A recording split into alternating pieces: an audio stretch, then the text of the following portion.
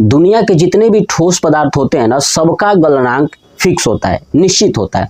जैसे मान लीजिए अगर मैं बर्फ की बात करूं तो बर्फ को अब जब तापमान दोगे है ना, तो 0 डिग्री सेल्सियस पे तो बर्फ भी हो जाता है और 0 डिग्री सेल्सियस पे पानी भी बनेगा, है ना। 0 डिग्री सेल्सियस पे बर्फ भी होता है और 0 डिग्री सेल्सियस पे पानी भी बनेगा। अब आप कहोगे कैसे? देखिए, बर्फ को जब आप तापमान दोगे ना, तो बर्फ धीरे धीरे तापमान को पहले सोखेगा, सोखने के बाद अब उसको ज्यादा तापमान नहीं चाहिए, तो वो जब तापमान जब एक्स्ट्रा दोगे तो वो धीरे धीरे पिघलने लगेगा, तो बनेगा 0 डिग्री पे वाटर। क्या बनेगा? 0 डिग्री सेल्सियस पे वाटर बनेगा। और 0 डिग्री सेल्सियस पे भी क्या होता है?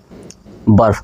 ठीक है, जैसे आपने आइसक्रीम देखा होगा, आइसक्रीम जब आइसक्रीम हम लेते हैं तो आइसक्रीम को आप देखिएगा, जब आइसक्रीम आप दुकान से खरीदे तुरंत आइसक्रीम जिसमें लकड़ी होता है ना चूसने वाला, तो उस आइसक्रीम को आप देखेंगे तो उसको टच करेंगे ना तो क्या लगेगा? ठंडा लगेगा। लेकिन जैसे उसके 2-4 बूंद अपने हाथों पे गिराइए, देखिए हाथ में भी ठंडा रहेगा।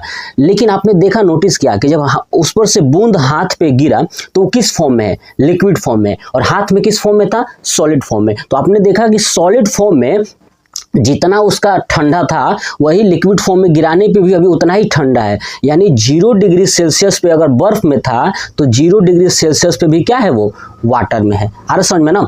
तो जब भी मेल्टिंग पॉइंट की बात करेंगे तो आप याद रखिएगा, जितने भी ठोस पदार्थ होते हैं ना, सबके लिए निश्चित होता है, फिक्स होता है मेल्टिंग पॉइंट। लेकिन एक चीज क्या है, क्या हुआ ना कि जैसे बर्फ वाले क्षेत्रों में, पहाड़ी इलाकों में जहाँ पे बर्फ गिरते हो, बर्फ की बर्फबारी होती हो, ठीक है, उस इलाकों में रोड के ऊपर पूरा बर्फ जम जाता है। क्या होता है? बर्फ जम जाता है।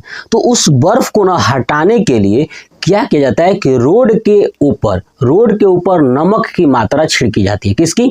नमक की मात्रा छिड़की जाती है। नमक का छिड़काव किया जाता है, क्योंकि जब बर्फ के ऊपर नमक का छिड़काव करेंगे तो जो बर्फ का गलनांक है ना वो कम हो जाएगा। क्या हो जाएगा? कम हो जाएगा, और बर्फ जल्दी जल्दी पिघल के रोड से दूर हो जाता है।